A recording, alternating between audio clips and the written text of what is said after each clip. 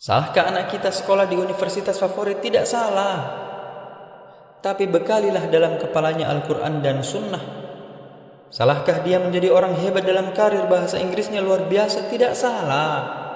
Tapi tanamkanlah dalam kepalanya bahasa Arab, mengerti akhlak, sopan santun, tata krama, budi bahasa. Halakam ru'un man lam ya'rif qadrahu. Orang celaka itu bukan orang miskin susah melarat. Orang celaka adalah orang yang tak tahu siapa jati dirinya. Ajarkan kepada anak kita bahwa kau akan mati, nak. Assalamualaikum warahmatullahi wabarakatuh. Innal hamdalillah nahmaduhu wa nasta'inuhu wa nastaghfiruh. ونعوذ بالله من شرور أنفسنا ومن سيئات أعمالنا من يهده الله فلا مضل له ومن يضلله فلا هادي له أشهد أن لا إله إلا الله وأشهد أن محمدا عبده ورسوله اللهم صل وسلم على سيدنا محمد وعلى آله وأصحابه ومن تبعهم بإحسان إلى يوم الدين. وقال الله تعالى في القرآن الكريم أعوذ بالله من الشيطان الرجيم يا أيها الذين آمنوا اتقوا الله حق تقاته ولا تموتن إلا وأنتم مسلمون يا أيها الناس اتقوا ربكم الذي خلقكم من نفس واحدة وخلق منها زوجها وبث منهما رجالا كثيرا ونساء واتقوا الله الذي تساءلون به والأرحام إن الله كان عليكم رقيبا يا أيها الذين آمنوا اتقوا الله وقولوا قولا سديدا يصلح لكم أعمالكم ويغفر لكم ذنوبكم ومن يطع الله ورسوله فقد فاز فوزا عظيما أما بعد أوصيكم ونفسي بتقوى الله وطاعته لعلكم تفلحون. Hadirin jamaah Jumat yang insyaallah dimuliakan oleh Allah. Tidak ada kata yang dapat mewakili nikmat tetesan darah, detak jantung, hembusan nafas, langkah kaki, ayunan tangan. Semua itu hanya dapat dibalas dengan ucapan Alhamdulillah. Tidak ada yang dapat menjalinkan kita dengan beliau yang jauh di sana, di kota Madinah Al-Munawwarah. Beliau tidak pernah melihat raut wajah kita, tapi beliau selalu memikirkan kita. Kita kirimkan untuknya Allahumma salli ala Sayyidina Muhammad wa ala ali Sayyidina Muhammad. Hadirin jamaah Jum'ah rahimakumullah. Ada seorang doktor lulusan S3 dari universitas ternama di Bandung menulis buku tentang pentingnya investasi hidup dan pendidikan. Bukunya laris, bestseller. Katanya, ketika anak masih kecil-kecil, kalau ada kelebihan dana, mulailah membeli rumah. Rumah ini dicicil 10 tahun, 15 tahun, 20 tahun. Nanti ketika anak sudah tamat SMA, maka rumah lunas dan bisa dijual. Setelah rumah dijual, uangnya bisa dipakai untuk dua tujuan. Pertama, pendidikan anak ke jenjang perguruan tinggi S1, S2, S3. Sisanya bisa dipakai untuk modal usaha. Ramai-ramai orang mengikuti saran ini, dan yang menulis buku pun berhasil. Anak yang pertama sudah lulus di Amerika dengan predikat cum laude, sarjana terbaik. Bahasa Inggrisnya mantap dan diterima bekerja di luar negeri. Anak kedua begitu juga, baru saja diterima dengan karir yang memuaskan hati orang tua. Anak paling kecil masih dalam proses pendidikan.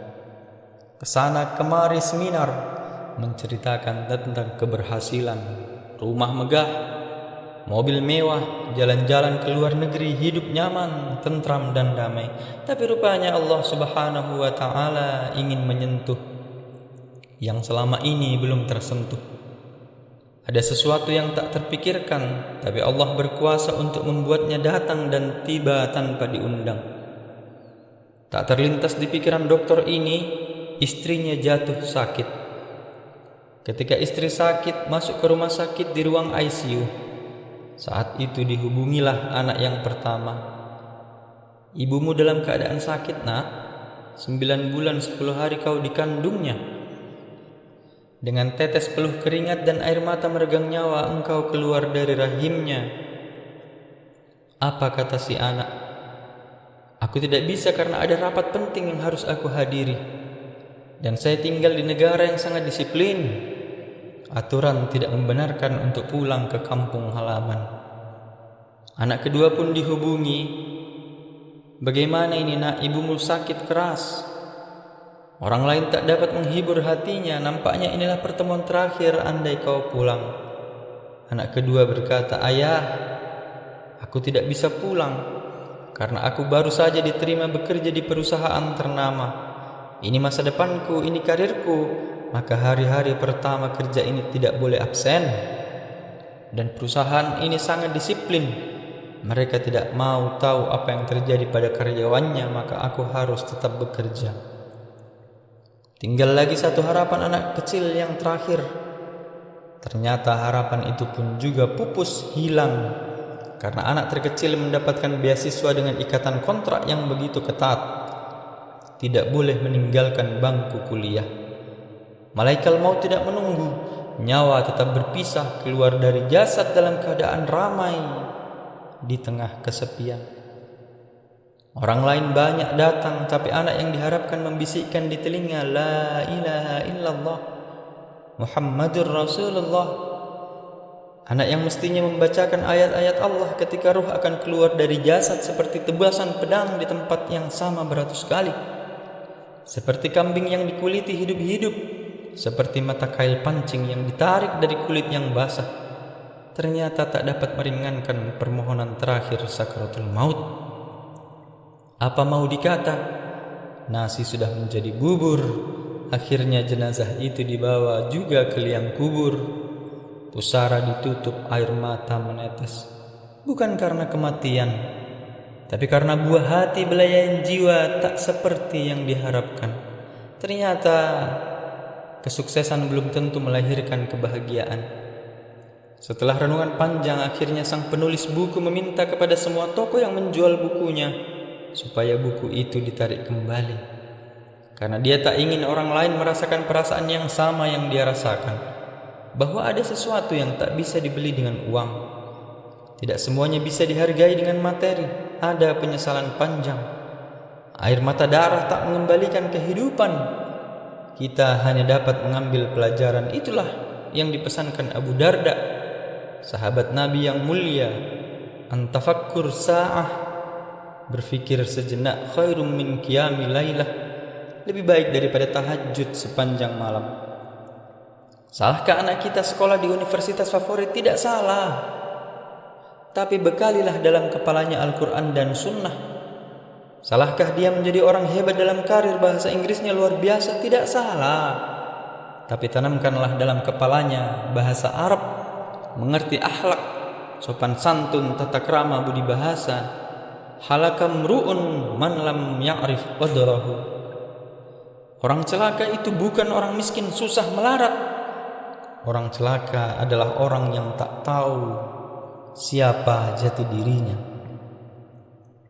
Ajarkan kepada anak kita bahwa kau akan mati, nak. Hidup hanya sebagai tempat persinggahan.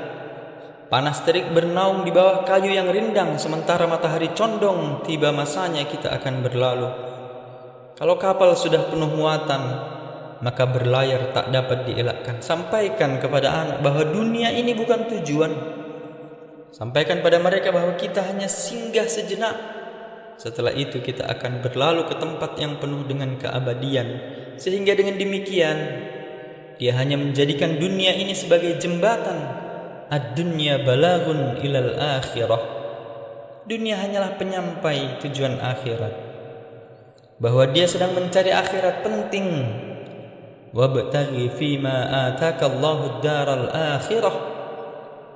Carilah akhirat, tahajudlah sepanjang malam, bacalah Quran, wala tansa nasibaka minad dunya.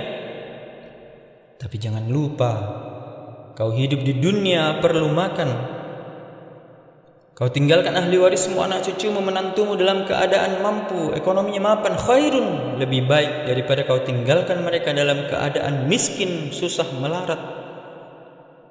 Mereka meminta mengemis kepada orang lain, tak ada kepercayaan dirinya, tak ada izzahnya, tak didengar kata-katanya, tak dihormati ucapannya, karena dia orang yang terhinakan. Tapi jangan karena mengejar dunia lalu dia kehilangan tempatnya di akhirat. Islam mengajarkan kita keseimbangan. Dalam doa dari rukun Yamani menuju Hajar Aswad berulang kali dikatakan, Rabbana atina fid dunya hasanah wa fil akhirati hasanah wa qina azaban nar. Bila terdengar ada informasi musabaqah tilawatil Quran, bawalah anak-anak mendengarkan musabaqah. Dia lihat yang sebaya dengan dia, kenapa bisa hafal Quran, kenapa aku tidak? Mulut kita berkata ke telinganya, belum tentu masuk, mungkin dia akan marah. Tapi begitu dia lihat ada qori hafal Quran umurnya sebaya dengan dia di kelas yang sama, dia akan berpikir, mengapa aku tidak bisa? Kalau ada pengajian, bawalah anak kita ke masjid. Mungkin dia akan lari, dia akan melompat, berteriak, berkejaran dengan teman-temannya, tidak apa-apa. Tapi paling tidak dia terbiasa. Nanti dia akan membawa anaknya pada masa kita sudah tiada di bumi Allah ini. Kalau ada pengajian pertemuan keluarga, bawalah dia, dudukkan dekat dengan ustadz, dengan ulama. Sampai masanya nanti kita mati, dia akan membawa cucu kita, anak-anak kita yang tak pernah kita kenalkan dengan ulama, maka mereka hanya tahu dunia semata. Sampai masanya kita pun akan hilang dari mata mereka. Air mata mereka meleleh bukan karena kita mati, tapi karena harta warisan kita terlalu sedikit untuk menopang ekonomi mereka. Bukan air mata itu yang dapat menolong membantu kita. Air mata yang dapat menolong adalah ketika dia bangun di tengah malam, dilihatnya sajadah. Dulu di sajadah ini ayah tidak berdiri. Dulu di sajadah ini ibu selalu berdoa. Mungkin selama hidup dia tidak pernah tahajud. Mungkin selama hidup dia tidak pernah berdoa, dia marah, dia melawan, dia egois. Tapi setelah kita pergi, sajadah itu menjadi pelipur lara, penghapus duka, pengusap air mata. Dia akan bangun di tengah malam, dia bersimpuh sujud menyesal panjang. Saat itu dia berdoa, Rabbighfirli wali walidayya warhamhuma kama rabbayani shaghira. Lapang kubur kita, terang barzah kita. Tak ada yang lain kita inginkan kecuali hanya permohonan kepada Allah Subhanahu wa ta'ala. 86 tahun lamanya Ibrahim berkata, Rabbi habli minas salihin. Doa itu kita warisi sampai hari ini. Kita juga berkata, Rabbi habli minas salihin.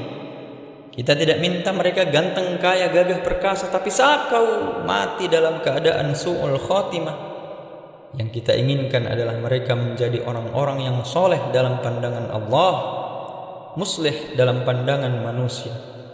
Ma akalta fa'afnaita, yang selama ini kau bawa dia ke rumah makan mewah, makanan mahal menjadi busuk.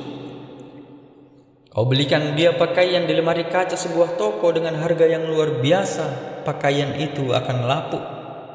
Tapi yang kau sedekahkan, bawa dia ke panti asuhan, ajak dia makan bersama dengan anak yatim, akan membuka pintu hatinya. Setelah kita tiada, dibawanya pula anak istrinya ke tempat yang sama. Dulu di sini aku dibawa ayahku, di sini aku dibawa ibuku. Hari ini aku bawa pula kalian, wahai anak-anakku. Betapa kita tidak pernah menceramahi mereka, tidak pernah menggurui mereka, tapi perbuatan kita masuk ke tangkai jantungnya, masuk ke ubun-ubun kepalanya, bersarang dalam tulang belulangnya, dan dia ulang sampai dia mati. Saat itulah kita sedang mengamalkan amal jariah. Idza matal insan ketika manusia mati, inqata'a, putuslah semua amalnya. Tapi ada yang tidak putus. Mungkin kita bukan seorang ulama, mungkin kita bukan seorang berilmu, bukan siapa-siapa, tapi ternyata hal-hal kecil yang kita ajarkan itulah yang akan berkesan.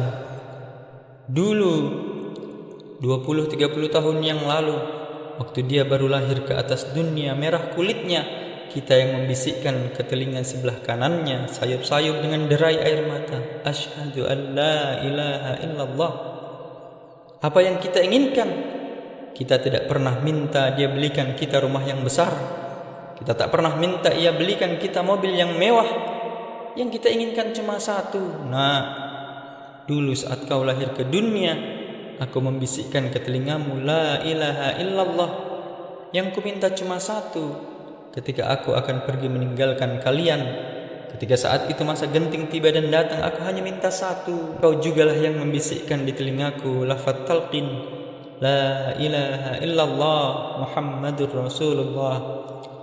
Barakallahu li wa lakum fil Qur'anil azim wa nafa'ni wa iyyakum bima fihi minal ayati wa dzikril hakim wa taqabbal minna wa minkum tilawatahu innahu wal ghafurur rahim.